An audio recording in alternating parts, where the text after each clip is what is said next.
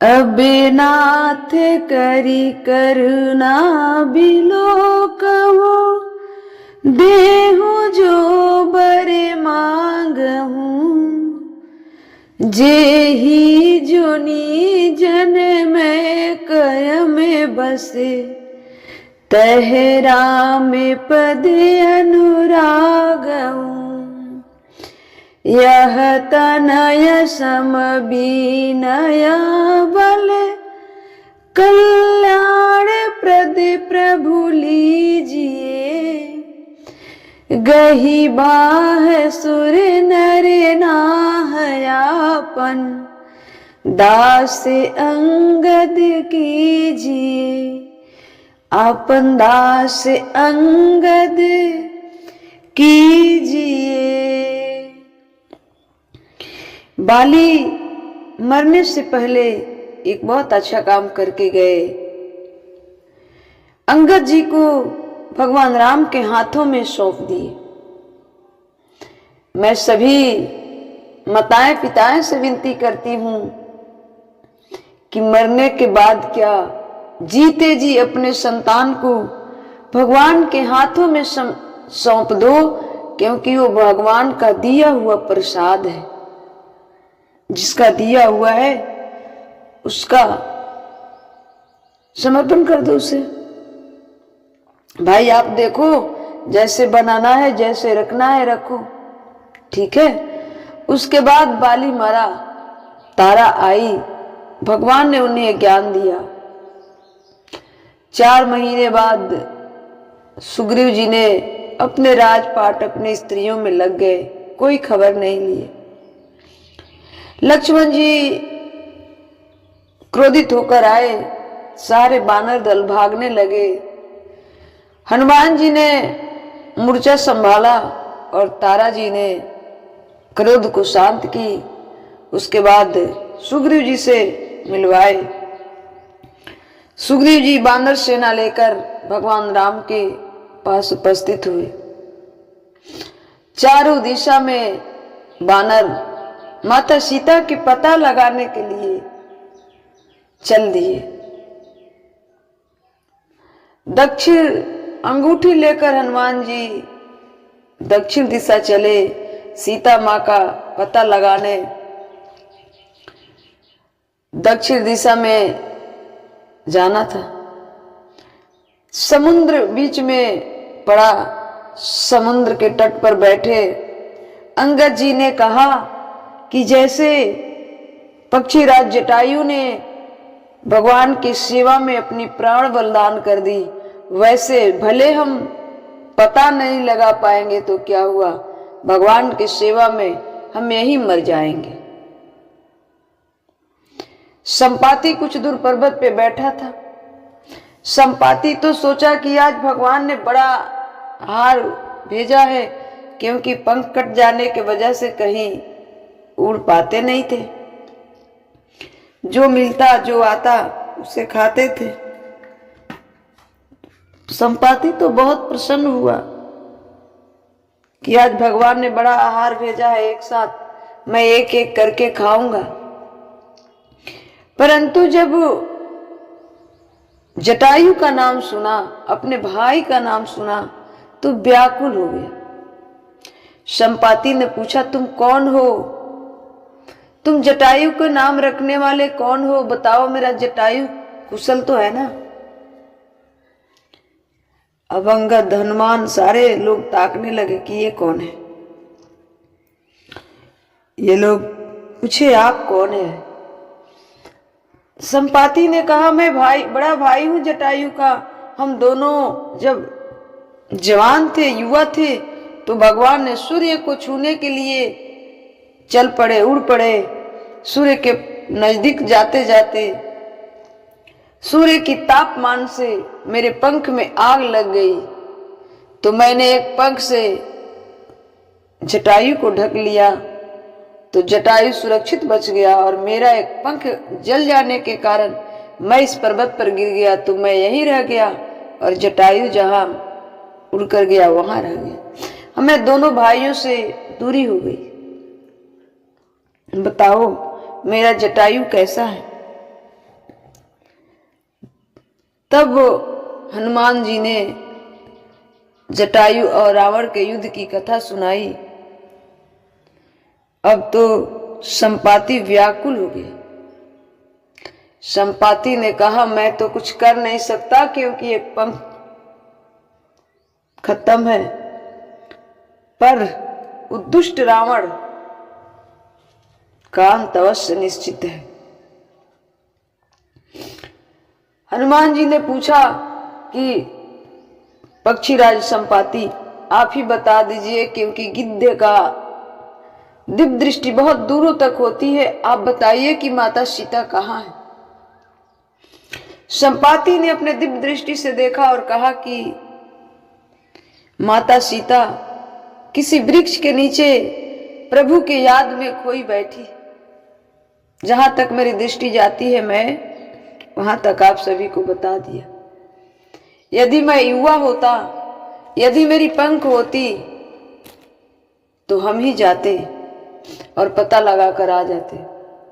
क्या करूं, बूढ़ा भयहूं नाता करतऊं कछु सहाय तुम्हार।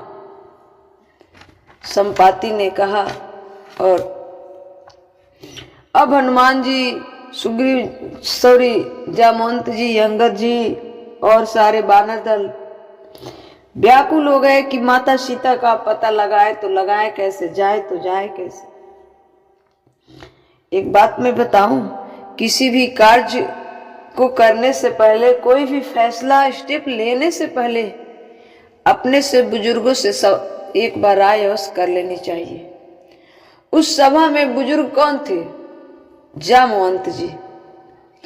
तब जामवंत जी को याद आई कि हनुमान जी तो जा सकते हैं, परंतु श्राप के कारण इनका वो शक्ति भूले हैं, क्योंकि इन्हें हनुमान जी बचपन में संतों को बड़ा परेशान किया करते थे। कभी कमंडल लेकर भाग जाते थे, कभी अपने नटखपन से संतों को हाथों पर उठा के नचाने लगते थे। तो एक संत ने श्राप दे दिया था कि जाओ, तुम अपना बल भूल जाओगे, जब तुम्हें कोई याद दिलाएगा तो तुम्हारी बल वापस आएगी। वो भी अंजना माँ के रोने गिड़गिड़ाने से संतों ने श्राप इतना बचा दिया। जामवंत जी को बात याद आई।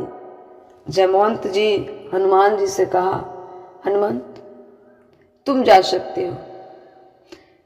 हनुमान जी शांत होकर सुन रहे हैं। हनुमान जी शांत होकर सुन रहे हैं।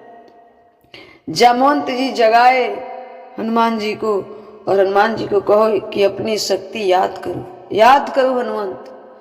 तब हनुमंत की अपनी शक्ति वापस आई, ऊर्जा वापस आई। हनुमान जी छलांग लगाए, चल पड़े।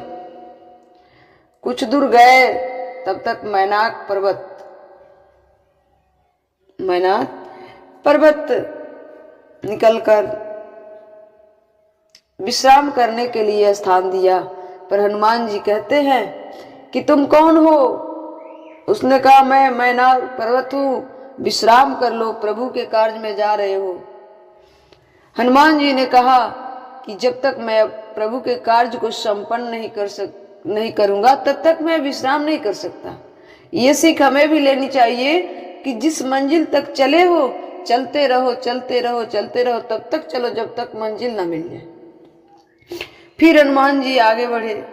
फिर एक राक्षसी भिटाई जो कि फरचाई को पकड़कर खाने वाली थी। हनुमान जी उड़े जा रहे हैं और फरचाई पकड़ ली। सुड़ीसा फरचाई पकड़ ली, हा हा हा हा करने लगी। अब बोली कि अब सीधे तुम मेरे मुंह में आओ, सीधे मेरे मुंह में आओ। हनुमान जी ने नहीं, सॉरी, इसके पहले भी सुरसा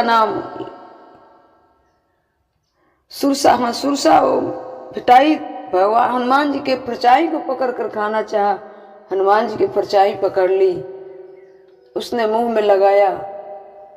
हनुमान जी एक गदा का प्रहार किए और जय श्री राम करके उसके मस्तक को फाड़ कर निकल गए। बहुत सारी बधाएं आई। इसलिए मैं कहती हूं कि ऐसा नहीं है कि भगवान के भक्तों पर दुख नहीं आएगा, कष्ट नहीं होगा, सब कुछ होता है, परंतु अंदर से एक ऊर्जा, एक शक्ति प्राप्त होती है कि तुम इसे कर सकते हो, और करते जाओ, सफलता निश्चित है। उसके बाद गए तो लंकनी मिली, उसके बाद गए तो लंकनी मिली। लंकनी से हनुमान जी युद्ध किए, मच्छर के रूप धर के गए थे। लंकनी देख ली, लंकनी देख ली। देखिए क्या भगवान की कृपा हनुमान पे नहीं थी? हनुमान अपने कृपा से जा भी नहीं सकते बिना भगवान की कृपा से। भगवान की कृपा ही थी तो सब संकटों को पार करते हुए उन्होंने लंका में प्रवेश किया, वरना क्या असंभव था। परंतु हम सब होता है कि एक ठोकर लगने पर हम लोग क्या होते हैं कि पीछे हट जाते हैं कि हम पूजा कर रहे हैं, भगवान को मान रहे हैं, भगवान की सेवा कर रहे हैं, और हमारे कार्यों में बाधा आ गई। क्यों आ गई? हमें नहीं सहता, हमें नहीं करना, भगवान हमारे साथ नहीं है। पर हनुमान जी ने कभी निगेटिव, नकारात्मक विचार नहीं लाए मन में कि भगवान मेरे साथ नहीं। भगवान हनुमान जी भी चाहते तो मैनाक पर्वत पे आराम करते। ये जो नागों की माँ है, उसने जिसके मुंह में से निकल कर बाहर आए, वहां से भी लौट आते। सुरसा नाम है इनके माता। जस जस सुरसा बदन बढ़ावे, तास उदून कपि रूप दिखावे। सुरसा ने हनुमान जी के परीक्षा लेने के लिए कितना उपाय किए। जब जस जस सुरसा बदन बढ़ावे, तास उदून कपि रूप दिखावे। हनुमान जी ज्ञानी नवाग्रम है। सुरसा 2 कोस में मुंह फैलाती तो हनुमान जी 4 कोस, वो 4 कोस तो हनुमान जी 8 कोस, वो 8 कोस तो हनुमान जी 16 कोस। ऐसे करके सुरसा मुंह जैसे बड़ा की, हनुमान जी छोटा सा मच्छर के रूप धर के उसके मुंह में से घूम कर आ गए और कहे कि माता आपका वरदान तो पूरा हो गया। तब अहिन्य नाग्यों के माता बनकर सुरसा ने आशीर्वाद दिया कि हनुमंत, हम तुम्हारे धीरज की, तुम्हारे शक्ति की परीक्षा लेने आई थी। परीक्षा में तू सफल हुए, जाओ विजयी हो। आगे चलते चलते बधाई ही थी, पर हनुमान जी